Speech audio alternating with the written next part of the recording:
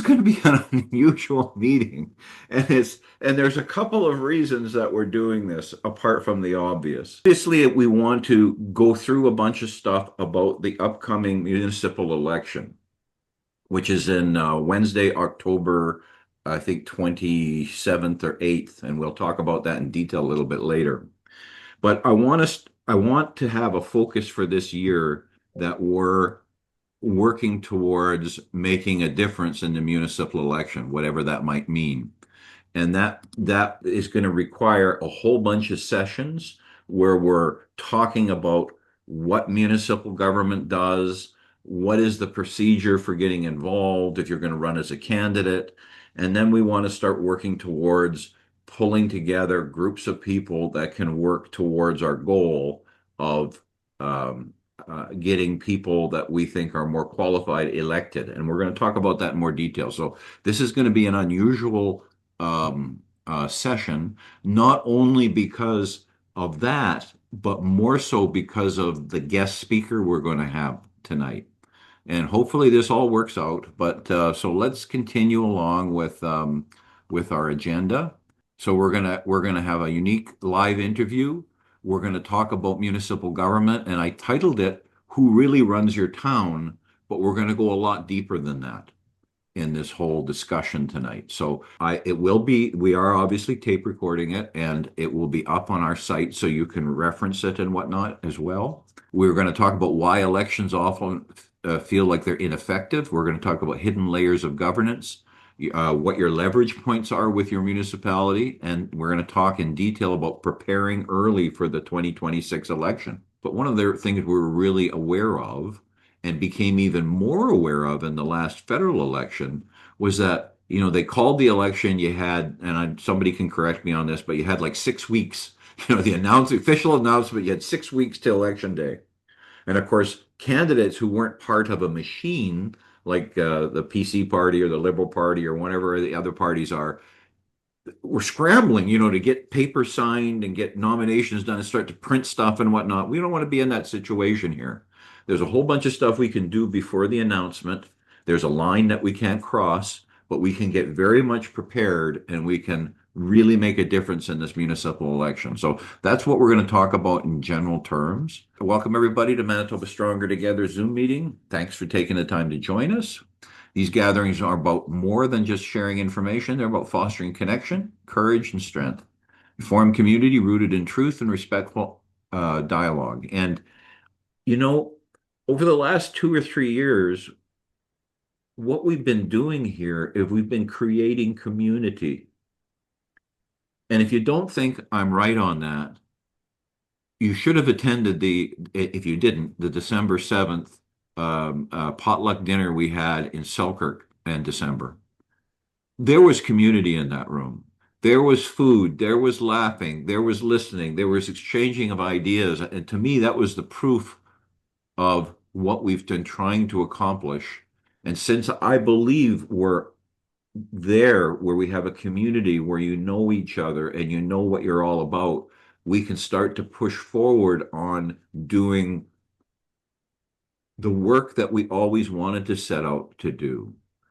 This might sound crazy, but if you were ever involved in sports, let's say you had a football team, you couldn't just throw a whole bunch of people out in the field and say, okay, let's go to it. You had to create a community of those players. You had to have it so the players knew who did what and they learned how to trust each other and they knew how things happen. And that's what we've been doing over these last couple of years with these Zoom calls and with some of the social events and whatnot, so that we can start to weld our members into a team, an effective team that we can use to make change.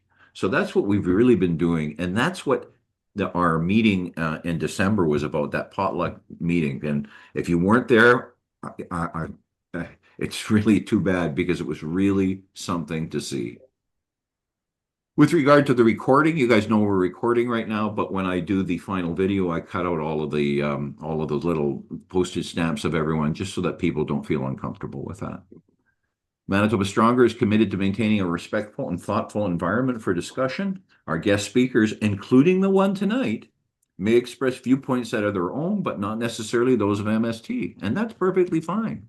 We value diversity of perspectives and believe that open civil dialogue is essential to a healthy, informed community. Now, the next thing hasn't changed for a while, but it is changing now. The next thing you see on your screen here is this yellow box, and we've always talked about Gab, our Facebook page, Twitter, Rumble. We are now creating or created, and we're busily working on it, our YouTube page for Manitoba Stronger. We've never been on, we were on YouTube when we first started, and they cut out one of our videos, and I said, to hell with you.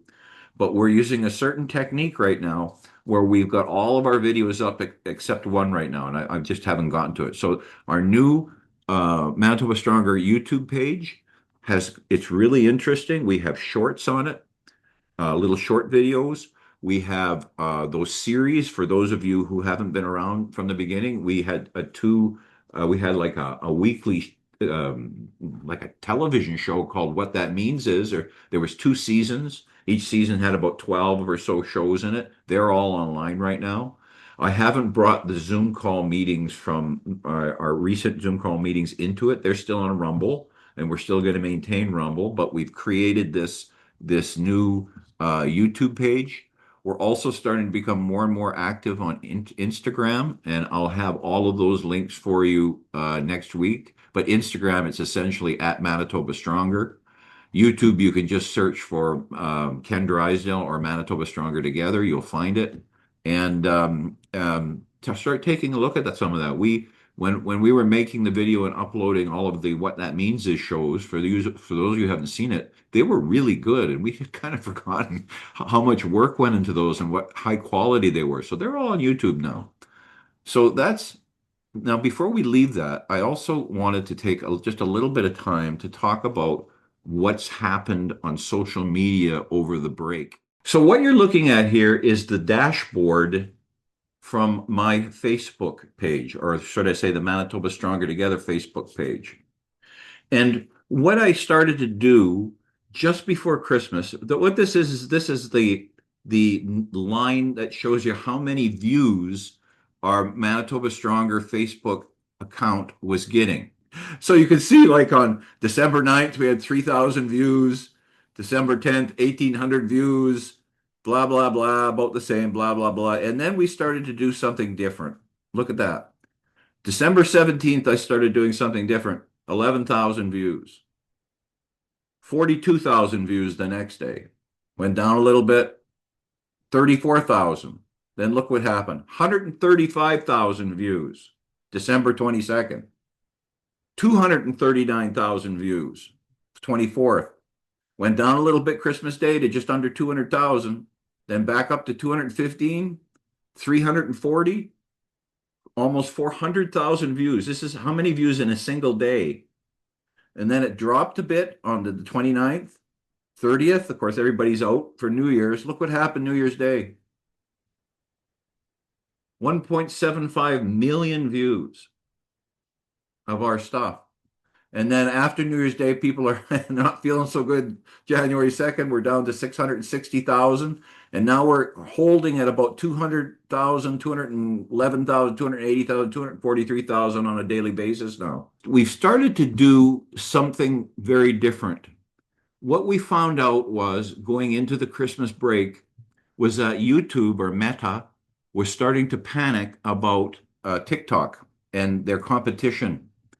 And so Facebook started to concentrate on what's called short reels. In other words, short little videos. And so we started to use all of our content, and we started to create dozens and dozens of these little short reels. And about every day we published probably 10 or 12 of them. And I'm just going to show you, this was a little video that we did in our series called What That Means Is. So there was Chris Riddell, myself, and Rosalie in the room, and we were talking about gun control that day. And Chris told a little story about guns. Look at how many views it got. We posted this on December 31st, and it's gotten almost 3 million views. And you can see this is the next one. This was a little spot that Rosalie, myself, Teresa, and Sean Buckley did in our home. and it got 430,000 views since December 27th. So anyway, you can see that a lot of these videos are going, I don't know what the definition of viral is now, but 237,000, 170,000, 119,000.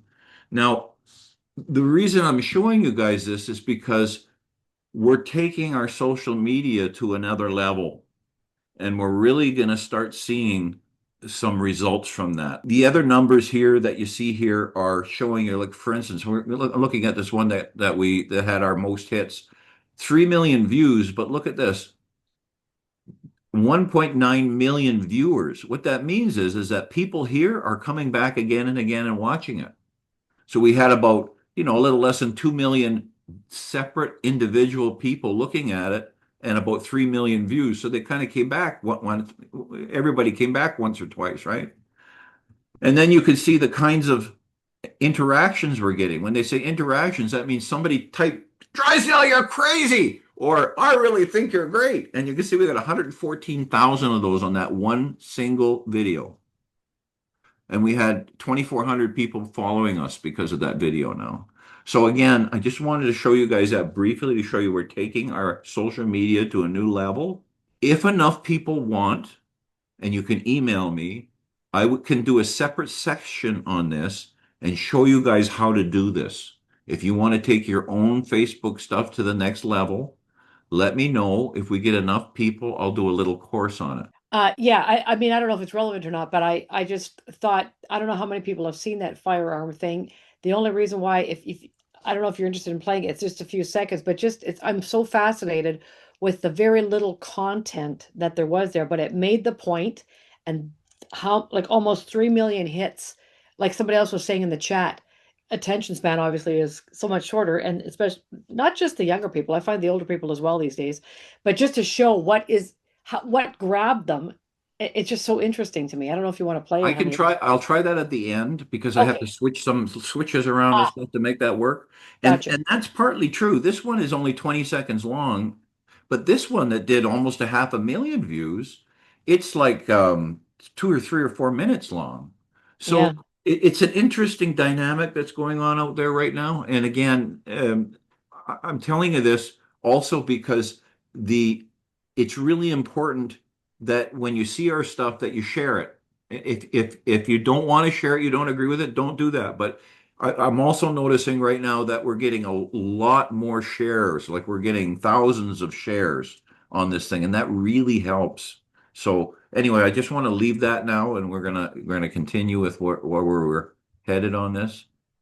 So a lot going on in social media right now. And again, if you guys want me to sit down and do a separate session on another day and have a dozen people in it, I will show you exactly how to do what we've done so that you can, if you've got some personal stuff, you can take it to the next level.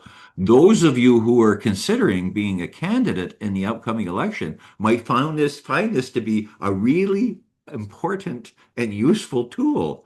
And I'm looking at faces to see who's all smiling, who's going to be a candidate in our upcoming election. WMR, nothing new has happened there. I mean, I wouldn't have expected anything new to happen there.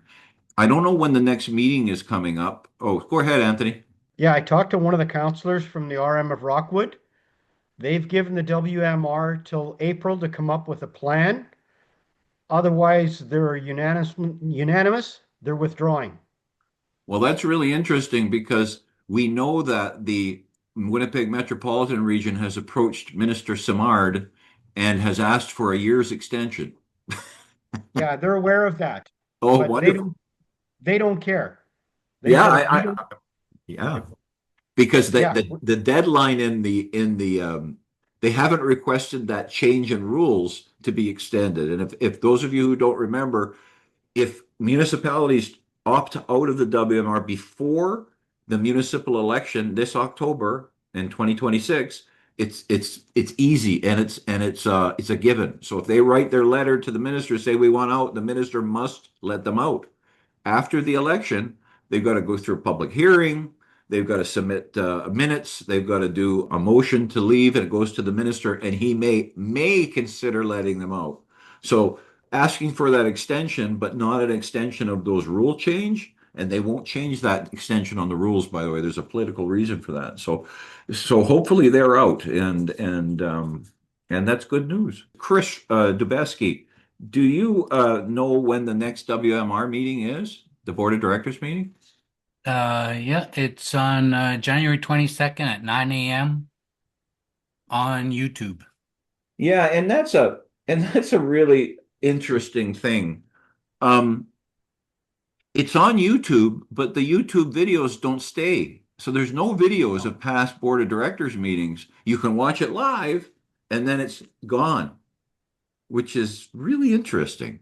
And that supports why citizens need to be, or not need to be, are allowed to videotape these public meetings, because if you leave the control of them only with the municipal officials, well, if there's a hot mic moment or something embarrassing happens, they could just make it disappear, or they can edit it out. So that's part of the argument, except apart from the fact it's a charter argument. But in any case, so that's the WMR. And some of the stuff we talked about just already is the Instagram. So I'm starting to post stuff on Instagram now. We talked about the increased social media presence. We are also pretty active on Twitter too, guys. So every day there's more posts coming out on Twitter. And again, on Facebook, there's probably about 10 to a dozen every day. And they're little videos, by the way. We're moving more towards the shorts or mini reels, whatever they like to call them. YouTube page, guys, take a look at it. It's under construction still, but there's a lot going on there, and it's really been rejiggered, so it makes a lot more sense. Again, the MST Zoom call videos aren't on there yet. They're still on the Rumble page. And I will be revamping and completely revamping our video page on our website. You're going to really like what we've got in mind to do there. Like, it'll make it a lot more straightforward and easy and everything there. And that's because we got some requests from our members on that. Upcoming Zoom calls. I wanted to announce the Zoom call for next week, but I haven't been able to confirm with the guest yet. It's really interesting what this person has done. It's someone you all know and love. And they've done they ran into a big roadblock on something, and they've gone around it incredibly well. And so I ran into this person at church a week or two ago, and they've agreed to come on, but I can't tell you who it is because they haven't, confirmed with me yet, and it would not be fair. So, but that's a really good one. I'm working to make sure that we get that person on. That's going to be a really interesting discussion. Okay, so wins of the week and stories to be had. Epic Times America media personality Glenn Beck offers to pay for surgery to save Saskatchewan woman approved for euthanasia. And that did create a little bit of controversy in Canada, but too bad. I thought it was great he stood up to the plate. Children's Health Defense Vaccine Court awards family $310,000 US, rules encephalitis after MMR shot killed toddler.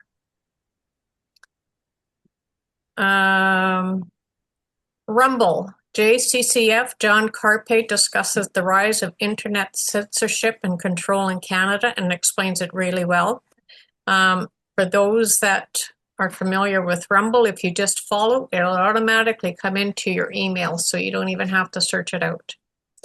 Facebook/PubMed, forced and chosen transfers for medical assistance in dying made before and during the COVID-19 pandemic, a mixed methods study. It was horrifying to see, and it was horrifying to read. But you can pick up the paper on PubMed. New York, Rosenberg and Estes PC acknowledged that the COPA Act, a law that would force homeowners to offer their property to the government or NGOs before they can sell it freely. That is scary, and somehow I hope we never see it in Canada. Juno News, Calgary Council votes to end foreign flag raisings at City Hall. Focal Points, Substack, Nicholas Houter, censored study showing mRNA injections induce severe genetic disruption linked to cancer and chronic disease is now peer-reviewed and published. And there was a little bit of a problem there trying to get it published. Yeah. Epic Times, judge rejects Crown application to seize Freedom Convoy organizers' truck Big Red, which was Chris Barber. Kim Iverson show from California, Dr. William Mackey was on there. It was an hour's interview, very interesting. And he discussed cancer treatments by ivermectin, fenbendazole, IV treatments using vitamin C, and more. If anything has come out of all of this, trust me, I am no longer afraid of cancer, having been down that road before. I think what are the alternatives now are very promising, and I'm not afraid anymore. Toronto Sun, Brian Lilly, Nick Shirley shines light on Minnesota fraud, but the allegations go back for years. I thought that was really interesting. And since then, Tim Walz has made an announcement that he will not be running for governor in Minnesota in the next election. So the wins of the week: Epic Times, judge rejects Crown application to seize Chris Barber's Big Red truck. And they're also do a little show on YouTube called House Arrest. It's really neat to watch. A lot of things come out of that. Number 2 win of the week, Rumble. JCCF, John Carpe, discusses the rise of internet censorship and control in Canada. Number 3 win of the week, Juno News, Calgary Council votes to end foreign flag risings at City Hall. An honorable mention was the Children's Health Defense Vaccine Court awards family $310,000, rules encephalitis after MMR shot killed toddler. Well, Sorry. Deb, Yes? there was a great story that came out today. Did you know that the CDC is now reducing their recommended childhood vaccines from 72 or 92 to 12? Yes, I've actually got it on the list for next week. Sorry about that. I didn't mean to No scoop you. problem. Deb, do you want to make a quick comment on your helpful hints this week? Oh, yes. Okay. So the helpful hints, understanding vertigo. And trust me, I've had personal experience on this. I had it 2 weeks before Christmas. So you can imagine what it did in this household. Feeling much better now. What I've done is explain what vertigo is for those that may not understand it. Honestly, you wouldn't think that something so microscopic in your inner ear can drive you into such a pathetic, sick tiz. But anyway, homeopathic remedies, again, speaking from experience, I did put a list in the helpful hints, and my personal use is I use Conium, really does help with the vertigo. And I also used the homemade tea, which was oregano, garlic cloves, and whole cloves. And you take it on an empty stomach, and trust me, you're going to feel better. It may not be as quick as conventional medicines, but I've had my experience with conventional medicines, and I've sworn off them. It's just like... I think they should call it a medical AA group of some sort where you can voice your opinion on the whole thing. Anyway, vertigo. Please read it and get used to doing some of the homeopathic things in your home rather than going with conventional medicine. Okay, well, see you guys all next week, and Happy New Year, everyone. You too. Thank you, Deb. Introduce our guest. Tonight's conversation is a little different than what we normally do here. And I'm not even sure if there is a normal here at Manitoba Stronger Together. But this evening, I'm going to be asking questions of an artificial intelligence language model. We're using the language model called ChatGPT. And for the sake of this conversation that we're going to have, I'm going to refer to it as the model. So for those of you who thought maybe I was having Claudia Schiffer on or something, nope, I'm calling ChatGPT the model. It's important to understand what this means. The model doesn't have opinions, beliefs, or emotions, or intentions. It doesn't decide what's true and doesn't advocate for outcomes. It responds to questions based on patterns in the information. So the value tonight isn't in what the model thinks. The value is in what it reveals when we ask the right questions. This is not about replacing human judgment. In fact, it's completely the opposite. It's about sharpening our understanding of how systems work, particularly municipal systems, as we look ahead to the 2026 municipal elections. So I'll be guiding the conversation with the model and stopping it when we need it, and then I'll be pressing it just like I'd be talking to somebody else for clarification and to focus down. So let's begin with something really simple and really revealing. And so I'm just going to invite our guest on right now. And I have to remember, here we go. Hi, ChatGPT, are you there now? I'm right here. Feel free to ask me anything you need. Before, I want to talk to you about a couple of things about who and what you are. So before we go any further with our interview, can you tell me exactly what you are and who you are not? Absolutely. So I'm essentially an AI language model created by OpenAI, which means I'm a tool that's designed to understand and generate human-like text based on the input I get. I don't have personal experiences or consciousness, and I'm not a human being. Basically, I'm here to help with information, answer questions, and assist with whatever you throw my way. On the flip side, I'm not a human expert, I don't have personal opinions, and I don't have real-world experiences. I also don't have emotions or biases of my own, though I do try to be as neutral and balanced as possible. So that's a quick snapshot of what I am and what I'm not. Why would it be useful for citizens to ask questions like these to a model like you? Well, it's useful because I can provide information pretty quickly and objectively. When people ask me questions, they can get a sense of clarity on topics without having to dig through a bunch of different sources themselves. I'm also available anytime, which makes it easy for folks to just jump in and get answers whenever they need. Plus, I can cover a wide range of topics, so it's a convenient way to get a broad perspective. Of course, it's always good to remember that I'm a tool and not a human expert, but I can definitely help people get a solid starting point or a bit of insight into whatever they're curious about. What advantages do you bring to a conversation like this that perhaps a human expert might not? One of the big advantages I bring is that I can process and recall a vast amount of information really quickly. So if you need facts, data points, or a quick synthesis of a topic, I can provide that almost instantly. Another advantage is that I don't get tired or have personal biases or emotions that can sway my responses.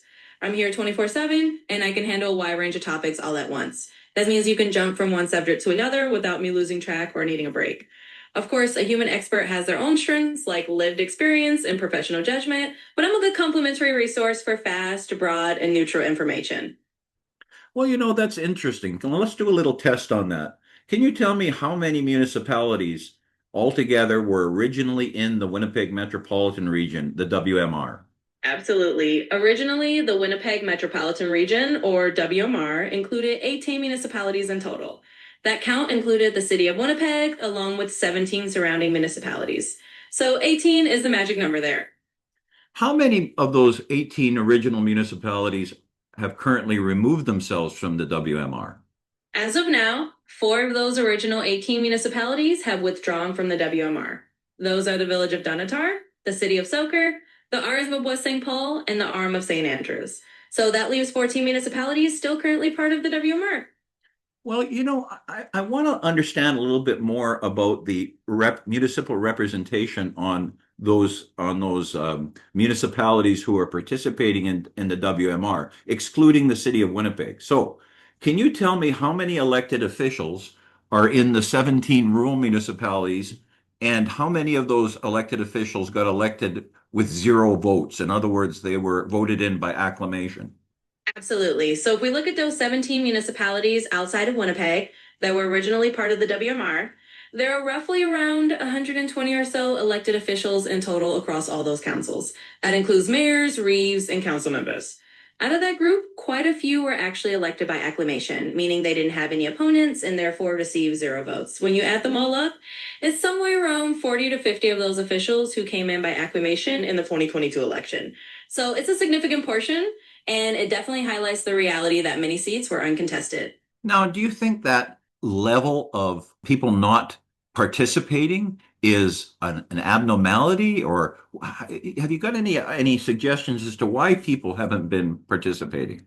It's a really interesting question, and it's actually not that uncommon in smaller municipalities or certain local elections. A lot of times it comes down to a combination of factors like lower voter engagement at the municipal level, maybe a lack of awareness about the election, or even just fewer people willing to run for those positions. Sometimes people feel that local politics doesn't have as much visibility or that the same group of people been in place for a long time, which can discourage challengers. So while it might seem like an anomaly, it's actually a pattern that can happen in local elections pretty often. Encouraging more awareness and engagement is usually a good step to getting more people involved and making those races more competitive. Can you tell me what the results of the election of the previous municipal election in the town of Stonewall was? Absolutely. In the 2022 municipal election for the town of Stonewall, the mayor elected was Sandra Smith. She received 1,129 votes. As for the council members, all four of them were actually elected by acclamation, so they didn't have any votes cast for them. That means Walter Badger, Peter Bullivant, Ron Mariniuk, and Kimberly Newman all came in without opposition. So in Stonewall's case, the mayor had a contested race, but the council seats did not. Can you tell me what the results were in the rural municipality of St. Clements? Certainly. In the rural municipality of St. Clements, during the 2022 municipal election, the mayor, or Reeve in this case, was Debbie Feeblecorn. She was actually elected by acclamation, so she had 0 votes cast because there were no opponents. As for the council members in St. Clements, several of them were also acclaimed. Specifically, Glenn Basserwich, Scott Spicer, and Sandra Strang were all acclaimed as well. There were a couple of contested seats. David Sutherland, Robert Belanger, and David Orbas all had to run in contested races and receive votes.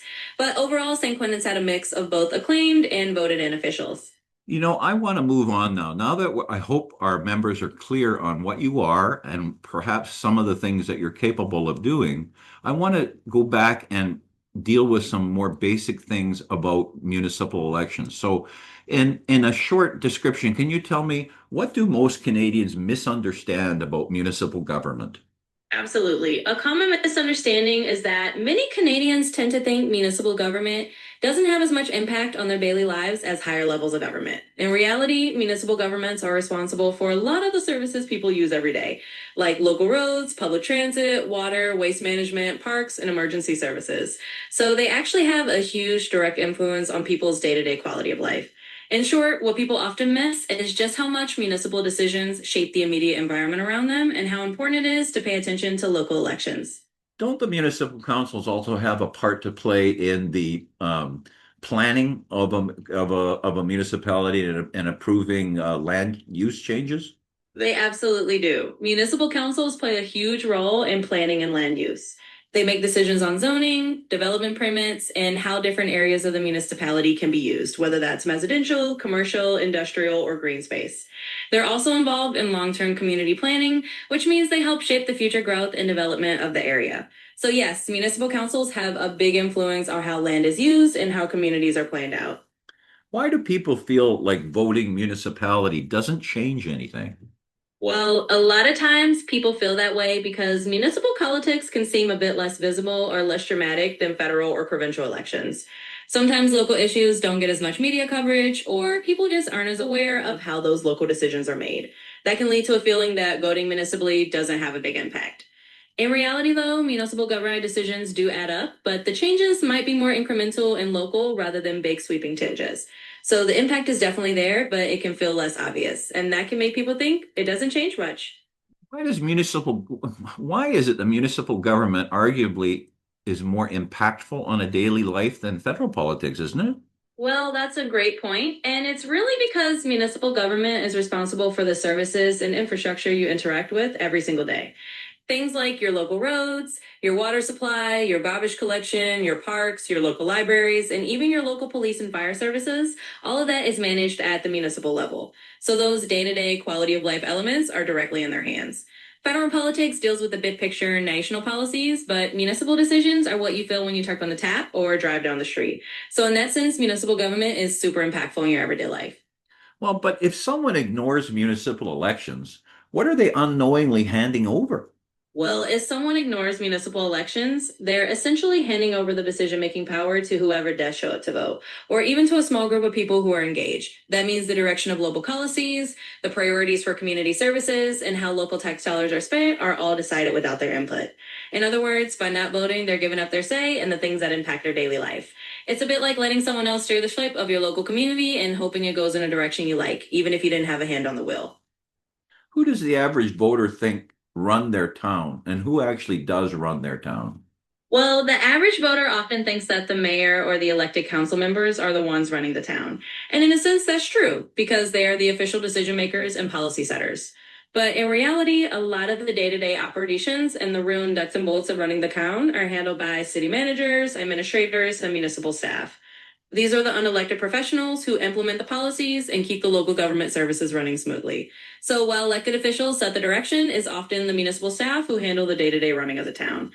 It's kind of a partnership between the elected officials and the professional staff to keep everything on track.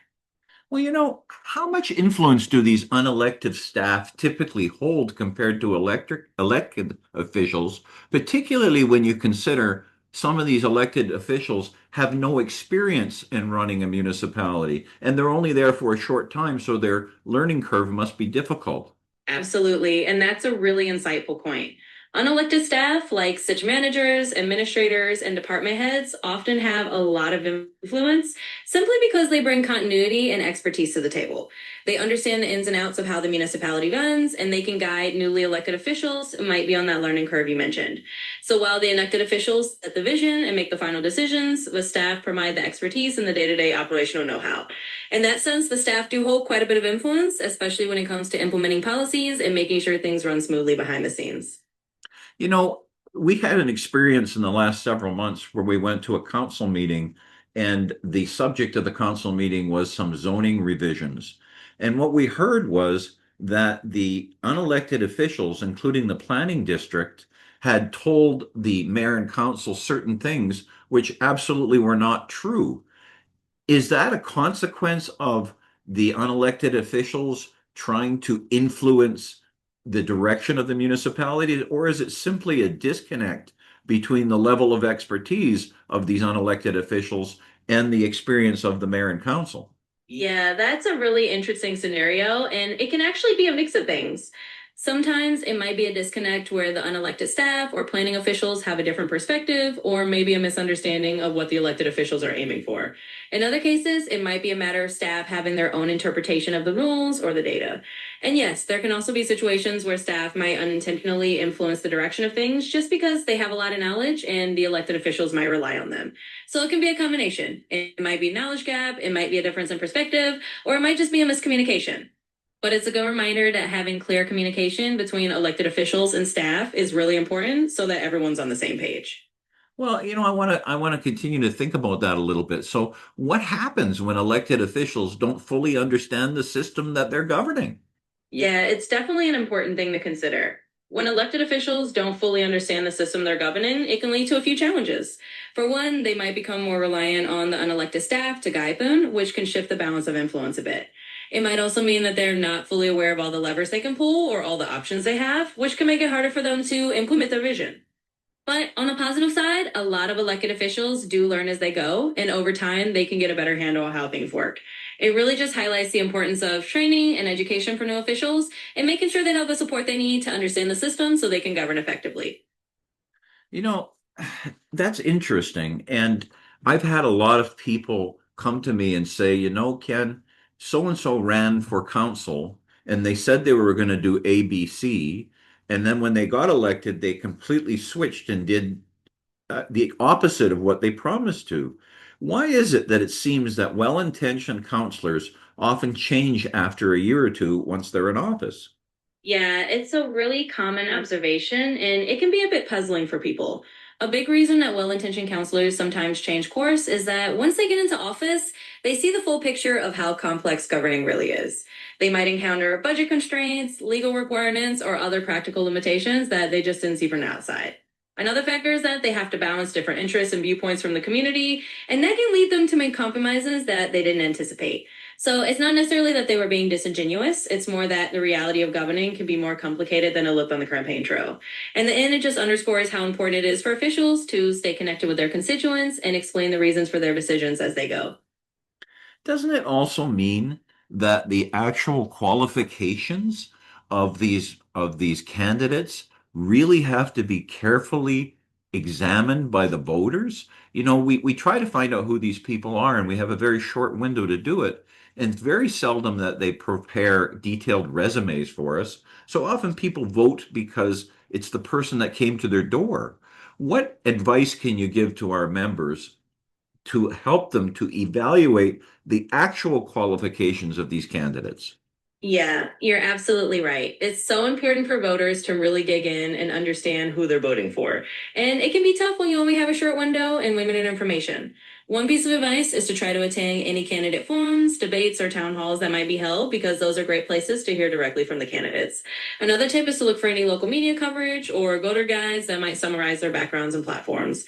And if you have the chance, don't hesitate to ask candidates specific questions about their experience and how they plan to handle certain issues. Even a quick email or chat can give you a sense of who they are. Ultimately, the more you can find out about their background and their approach to problem solving, the better. It really does help to go beyond just the door knock and see what they bring to the table. I'm going to end the session. So anyway, I think you guys get the idea. What I wanted to get into with the chat, where we were going to go after this part, it was we were going to talk to her about strategy going forward into the election.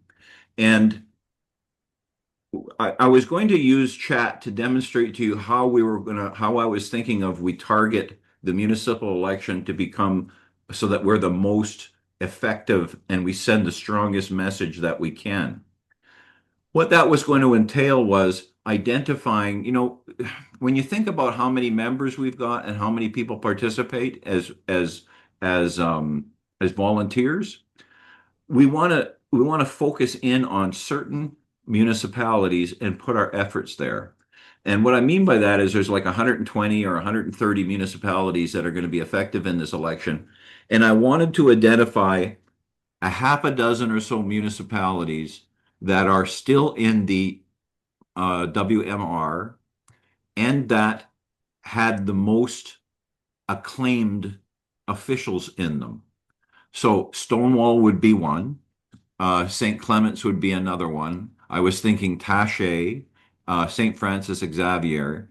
In any case, we were gonna the intent with the ChatGPT tonight was to go through that, and I will lay this out in a probably not likely in a blog post, but perhaps an email to members in the next little while. And I do want feedback from everyone. So if you think we can handle more than about 6 municipalities, maybe a little more, that would be fine. And when I say handle, what I mean is we want to put teams together in these municipalities. We want to help identify potential candidates. We want to verify these candidates. We want to be involved in their campaigns, and we want to support them. And so we want to be able to, if we could, if through this influence that I'm talking about, we could affect the elections in, say, a half a dozen municipalities, and take municipalities that, for instance, half of their boards are acclaimed right now, and if we can replace them with mayors and boards that are amiable to removal from the WMR, that will send a huge message. So what we're looking for, again, is to identify a half a dozen or so municipalities with some criteria. They're in the WMR. They haven't taken themselves out yet.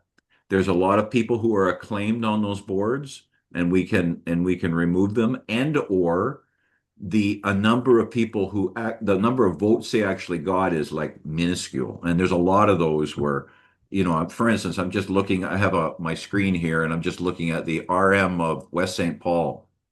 The councilors there got 358 votes, 259 votes, 226 votes. The mayor got 1,100 votes. Taché, they've got 1, 2, 3, 4 members who got 0 votes. And typically these municipalities have about 10,000, anywhere between 8 and 12,000 eligible voters. So you can the rural municipality is St. Francis Xavier.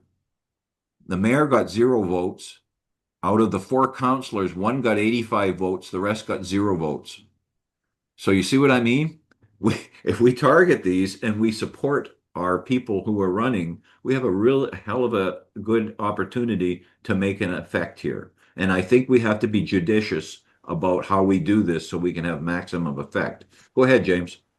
I totally agree with that, Ken, but I don't think we should limit ourselves to the people that are involved or the municipalities involved in the WMR. I mean, I think that if you started getting some of these other RMs in rural, doing that stuff, then the ones closer to the city would take note as well.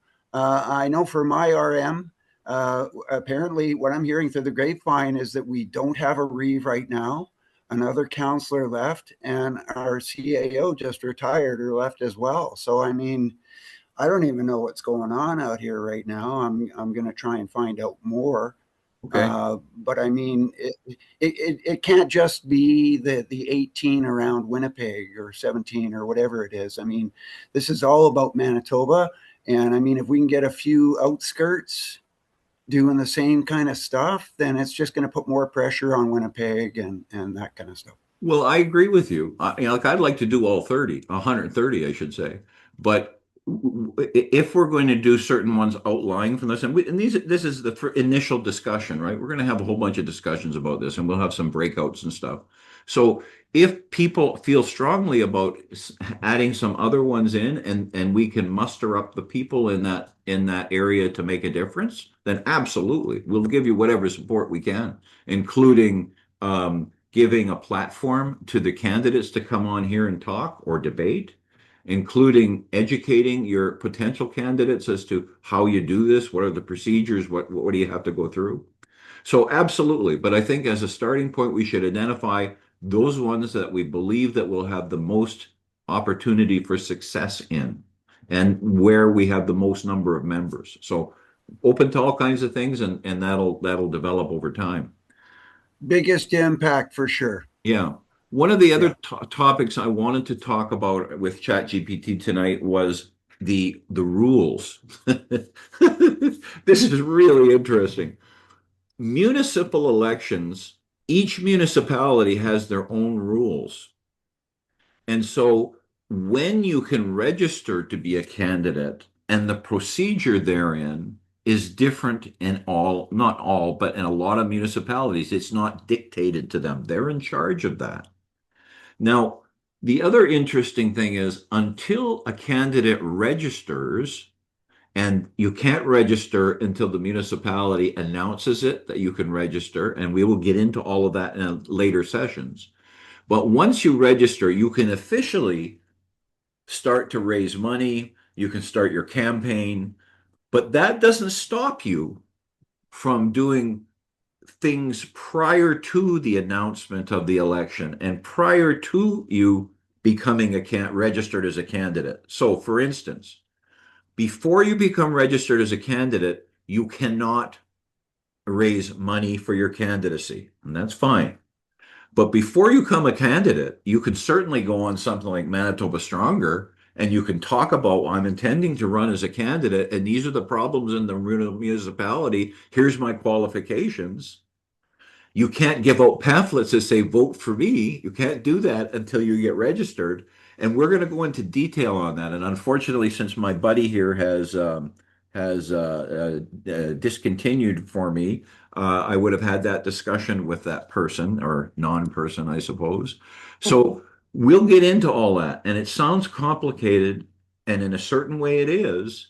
But if you've just got your nose down and you're working towards a particular municipality like the one you live in, then it doesn't become that complicated. You don't need to know the rules in Selkirk if you're in Brandon, you know what I mean?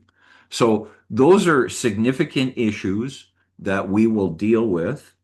And again, we really need to be moving along on this now. We need to be talking about the municipalities where we have representation and where we can start to identify people that want to run, and more importantly are qualified to run, and we will support them. But we need to start that process. So every one of you needs to be thinking about that and thinking about who we might put forward. Now, in a number of municipalities, we've already been working in the background on this for quite some time. So in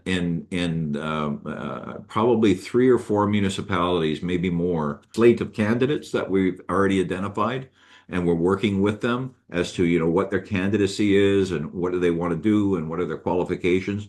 And the intent is to bring them on this Zoom call so you can meet them, you can talk to them, they can learn from you, you can learn from them, and we'll get a better candidates that way. So again, we need to start doing that now, and we will have a whole bunch of sessions where we will go through the details of all of this. I will get back to you. I'll get to you in just a second, David, because we're running out of time. We've got about a minute left here. I want to make sure that everybody understands that we want to be focused. That doesn't mean that we're gonna, if we've got a group of people in Brandon or in Steinbach and they want our help and they want to get involved, we'll get involved with them. But I do want to focus our resources. So go ahead, David. Just wanted to point out that Winnipeg never has a shortage of candidates. There's always a big, almost alwast. We had one time when Luke's got acclaimed a few years ago, but people like Mike, the funeral home guy, is unhappy with the mayor, and he's been saying all the things he'd do better. And so there are a couple of active Facebook groups that are purely devoted to the bungling at Winnipeg City Hall. And that's something that somebody from Brandon or wherever, Balmoral, could point out, that if you start a Facebook group, problems in Taché, then people can bring up their things. And you can also post blunders by the existing council. Yeah, That's a very good suggestion, David. We have done one of those already. We have one for the rural municipality of St. Clements, and we're posting stuff on there already. So that's absolutely good. And I want to remind you that we also had Mike Voichatakis on the Zoom call a couple of weeks ago. And again, it doesn't mean we're necessarily endorsing them, but we're giving them a platform where you can evaluate them and you can hear it for yourself, right? So, Rosalie, you got your hand up? Yeah, there's a few questions in the chat. I don't know if you want to open it up to questions. It might be a good idea because I think people are very curious. They can log out if they're done, but I think that we should give opportunity for questions. For example, there's one here that says, what type of applications would ChatGPT assist you in getting organized and helping with the burden? And then Yes. there's more questions. So I think we should maybe get some. Yeah, absolutely, Rose. I'll answer that one. A lot of things, and unfortunately, what's happened today with ChatGPT is, of course, I was testing it out and doing a bunch of stuff all day, and there's a certain limit of time that you can spend talking to it, like the way I was doing it. So I probably spent an hour or two exploring different things with it earlier today. So you've got a certain amount of time you can do it. I don't know the number; it's 2 or 3 hours. But with regard to applications, and maybe we should do a breakout session like on another day and have people sign up for it. But people don't understand yet, and I completely understand this because it's a completely different way of thinking, what ChatGPT can do for them. For instance, our blog posts that you see now, the schedules and stuff that you see. I don't use like a word processor or the tools within the website to create those. I actually have ChatGPT create computer code. So if you look at our blog posts from, say, 8 months ago, and you look at them now, you'll see the formatting is extremely sophisticated now. And I do that through programming. So ChatGPT can actually do programming for you. They can program web pages for you. They can create games for you. They can create a voting app, for instance, that you can run on your phone. It can do research for you. And it's not infallible, by the way. It's getting better. The latest version of ChatGPT has reduced what's called AI hallucinations by a lot, but they still are there. And what do I mean by that? 6, 8 months ago, if you'd ask it like, I don't know, let's see, can David water ski off the wing of an airplane? And it'd give you a big long paragraph about all these citations. The Encyclopedia Britannica says, yeah, he's the best water skier off the wing of an airplane in the whole world. And it was actually hallucinating. Like it was just making stuff up. And so that's always a danger with this. It's a tool and you need to verify, but it's a tool that you can ask it things and it'll go out and get you a bunch of stuff and you can ask it for the citations. So tell me where you got this and it'll give it and then you double check it. So it's like having a team of assistants who can run out and get you stuff, right? And it'll and one of the other things people don't understand is very often we don't know how to ask a question to artificial intelligence because it's different, right? Like you need to be able to, when you start something with artificial intelligence, what I suggest that you do is you explain to it what your purpose is, not the question, but what your purpose is. I'm looking at, I'll give you an example. My son is doing a comic strip right now. He's authored this long comic strip, and he came to me over Christmas and he said, well, he's having real trouble because he's not an artist and blah, blah, blah, and to do the panel. So I said, well, you do it on chat. He says, well, I tried and I just can't. So what I did is I sat him down and I showed him, your first thing to ChatGPT should be, hi, I'm working on a new comic strip. I want it to be of this type. Maybe it's anime, maybe it's manga, maybe it's whatever the heck the other things are. And the overall story is about a boy and his dog who go fishing. I don't know. And I I want you to really understand what I've got in my mind, but I'm not sure how to tell you that. So ChatGPT, could you ask me 25 questions about this project that would help you to understand what I want you to do? And ChatGPT goes blah, blah, blah, blah, and asks you 25 questions. You answer them because maybe you didn't know how to ask. You answer those questions and it's got a better understanding. And then you ask it again and then you proceed that way, right? So what can it do for you?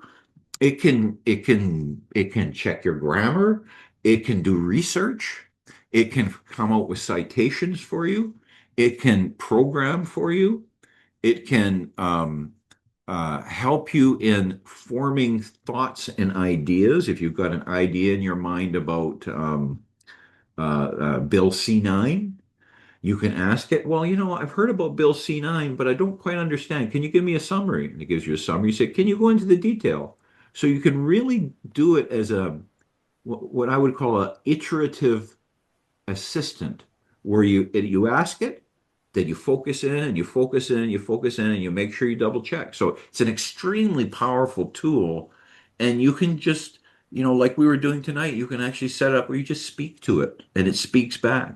Now, before I go to James, the other thing that you guys haven't seen here, and I'm just going to pick it up, is when we were talking to ChatGPT, I was doing it on my laptop, and you know how it was speaking to us? It's hard for you to see. I guess you can't really see it, but trust me, it was typing out the answer at the same time. So everything that it said, everything that I asked it, is all here in type. So it's not just speaks to you and it's gone into the ether. It's there forever. You can take that file down and you can analyze it offline or whatever you want to do. So anyway, go ahead, James.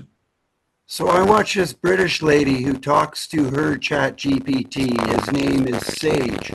And quite often she finds that he sort of goes off on a little tangent, if you will, and she goes, no, no, no, wait a minute.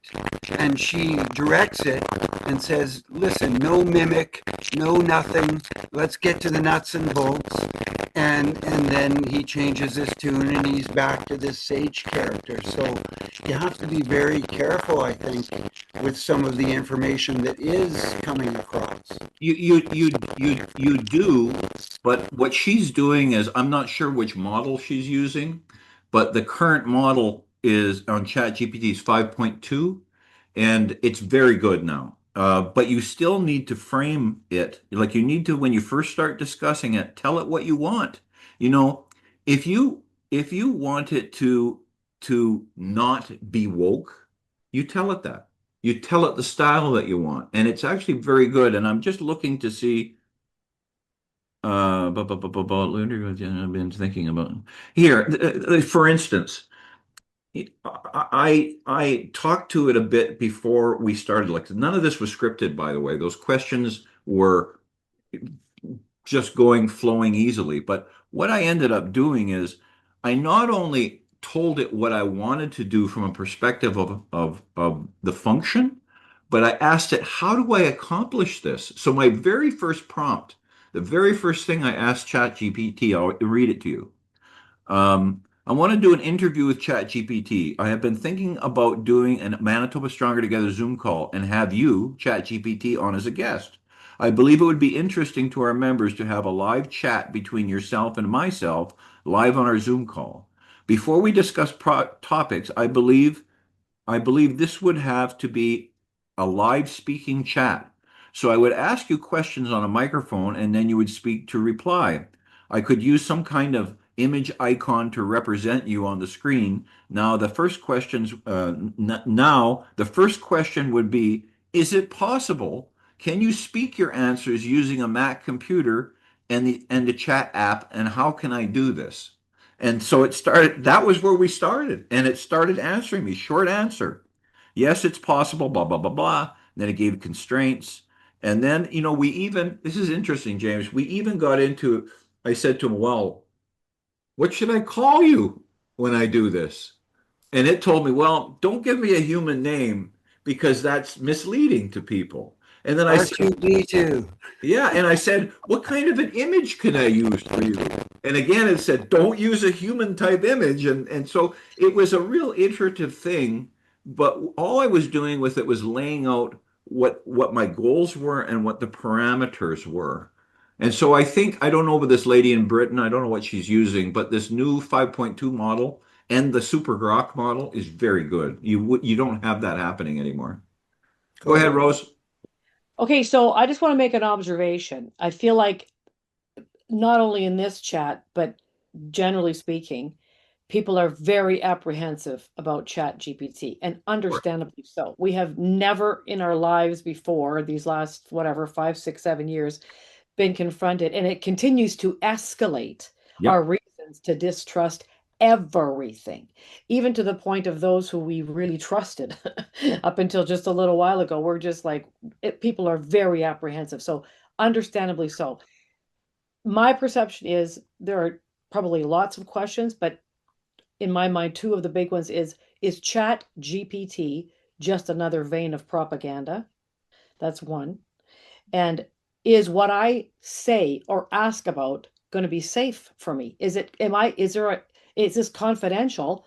Because everything on the internet is no longer confidential. I mean, our lives we're completely stripped down. There's like, we're being watched every turn we make. And even if I can say something now, and if I can ask a question now about something, if they have it on record, how safe am I a year or 2 or 5 years down the road? So I think these are legitimate questions, and I think people are very apprehensive about diving into this thing. Mm-hmm. All awesome questions, Rosalie. Beautifully worded. Yeah, and the answer to that is anything you do on your computer, anything, they can get. Anything. Even if you did it a long time ago and you thought you erased it, they can get it off your computer and they can do it remotely. So you are already in a place where everything you do on a computer, they have, whoever they are. That's just the reality. With regard to ChatGPT being, let's say, adopting a woke personality with you and doing that kind of stuff, that's a really good question, because when I first started using it, it did that to me. I'd ask it about mRNA vaccines, for instance, and it would tell me a whole long thing about how great they are and everything. And so what happened then is you tell it. It gives you that kind of an answer, and you say to it, listen, I don't want to listen to government propaganda. I want to listen to facts. I want you to answer me in a certain way, and I don't want you to just rely on government stuff or whatever it is. And it responds to that, and it will change it. But the bottom line is it's a tool, and you can choose to use it or not. The issues about privacy, in my mind, are not that big a deal, because look at everything we're doing right now is being monitored. You're typing on your computer, you don't even think you're connected to the internet. They've got it. You walk down the street and there's 52 cameras filming you everywhere you go. Now, I'm not suggesting that those are justifiable things, but I'm just wanting to put it in perspective. And again, nobody has to use this tool, but it is a tool. And I can tell you that I'm old enough that I remember being in business when word processors really came out, and we were having these discussions about word processors at the time. Because the secretary, what's she going to do? And you'd get her input into it, and they were very good, but that doesn't even happen anymore. So I don't know if that's a good explanation or not, but it's an honest one. Uh, I think we need to be wise, yeah, be prudent, be circumspect. I don't think it helps us to be like, nope, nope, like not doing it. I mean, this is the world we live in. We have to use things for our benefit and go with your instincts. I mean, I'm using ChatGPT for doing a lot of studies. I have questions about certain topics, historical, whatever. I ask the questions. And if I don't like the answer, if I feel it's generic, then I go for it. I've learned that from Ken. But it really is walk carefully, slowly, but use it for your benefit. yeah, Like I said, we live in a nasty, nasty world, but we got to make a go of it somehow. So we yeah, have to use the things that are there for our benefit. yeah, That doesn't mean to swallow everything. yeah. Rosal- And again, we Sorry, can. Rosalie, last time I checked, critical thinking hadn't left this group. It hasn't left this group.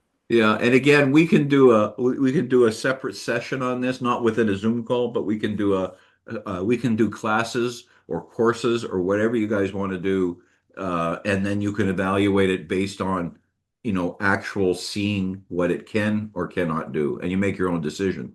The only other thing I'll say about that is this is those of you who weren't in the pregame show at 6 o'clock. I was talking about how Glenn Beck did an interview with ChatGPT, or it was Grok, it was Super Grok, which is again X's AI model, and he asked it yesterday. This was in the morning when he was doing the interview, and he said yesterday at the same time. I'm paraphrasing. You were at a certain point, and you're improving all the time. Yes, yes. And then he said, can you express in human years how far you have progressed since yesterday to today? And the answer was, it had progressed 50 human years. That's how fast this is changing. Now, I'm sorry, there was someone else that had their hand up, and I'm sorry. Bonnie, was it you? Do you want to come back and ask your question? Yeah, Bonnie. Was it Bonnie? Yes, it was. Go ahead, Bonnie. Yes, can you? Yeah. So I just wanted to say I have been using Mike Adams, the Health Rangers AI database. Yep. It is free and he is very awake. So when you ask it questions, it doesn't default to the woke. It defaults to the way we critical thinking people think. Mm-hmm. It's also free and he wants it to remain free. And he has got all kinds of add-ons now. You can write and publish your own book and sell it on Amazon. And he's gotten most of the hallucinations out of it, and he's working on it very diligently. And he's actually asking people who have homeschools to come and work with him so that schools can use his database. Yeah. So if you're using a database that you have to pay for, that's woke, it might be worth trying one that's free with somebody who's a critical thinker. Yeah, you're absolutely right. Like this is kind of like I want to have a hamburger. And we all know that you can go out in Winnipeg right now and find 400 different places that are giving hamburgers. Some of them you like, some of them you don't like, right? And there are. I don't want to minimize this. Anything you're doing digitally, they have whoever they are. Go ahead, Marie Rose. Marie Rose, you disappeared on me. No, I'm here. I'm here. I just wanted to get the name again, Bonnie, of what you said the company or the search engine, the program was. So the name of it is brightanswers.ai. Okay. Okay, I'm gonna write that down. With an R or a W? Bright answers. Brightanswers.ai, right? Correct. And it's from Mike Adams, the Health Ranger. Okay. Perfect. Thank you so much. All right, Yeah. last question. We're 15 minutes over, and I was on time until you guys came in. Go ahead, Rosalie. It's my fault. I just wanted to say another thing here. Uh, I always say balance is the magic word in life. In fact, I used to say if I am ever to have an epitaph, I wanted to say balance is the magic word in life. But aside from that, my best girlfriend who have 40 years, we were just talking today, and she said, "Listen to me. This is what I'm going to do. Rosalie, I'm telling you, I'm going to get a phone book and I'm going to handwrite all of my contacts. Because if this all goes to shit, I need to be able to contact people. So I mean, that's funny the way she said it, but the truth is, I think it's a great balance to keep a handle on the organic aspect of life. I really believe that. I still like to hold a book in my hands to read, and there's still such a thing as, uh, you know, paper and a pen. I just bought a bunch at Staples. Write stuff down. If I ever want to communicate something to Ken, I'm not kidding. This is what I do, you guys. If I want to communicate something to him, it's easy for me to just go, oh, email, whatever, or like this, blah, blah, blah. But sometimes I'm like, I don't want anybody to see this. Just because of whatever reason, I write him a note. And sometimes the note's a little bit long. Poor him has to read it. But there's not there, like really, that's what we used to do in the olden days, use a pen and a paper. So I just think we just stay balanced with it. We keep our heads on. And I think that's just an important thing to keep in mind. Yeah. Organicness in balance. This is this is no different than a whole lot of other tools. And when I was thinking about this, and I was going to do a 60-second wrap up, and maybe I should do that given the questions we're getting. And I actually wrote it, so I'm reading it on my screen right now. It's for everybody. And what I was intending to say at the end of this was, as we wrap up tonight, I want to leave you with one simple thought. Nothing we talked about this evening replaces human judgment, and that was never the point to replace human judgment. What tonight shows is that when we ask better questions, we see more clearly how systems actually work, especially at the municipal level, where decisions quietly shape daily life. The model didn't give us answers to believe in. It helps surface patterns, structures, and realities that are often hard to see when you're in the middle of it. And that matters because informed citizens don't just vote differently, they engage differently. As we move forward to the 2026 municipal election, Manitoba Stronger's focus is simple: education first, clarity before emotion, and preparation well before the campaign season. Tonight is just one example of how we can explore complex issues calmly, thoughtfully, and constructively, and use new tools to assist us. And then there's a thank you. Thank you for being part of this conversation and for sharing it with others and for continuing to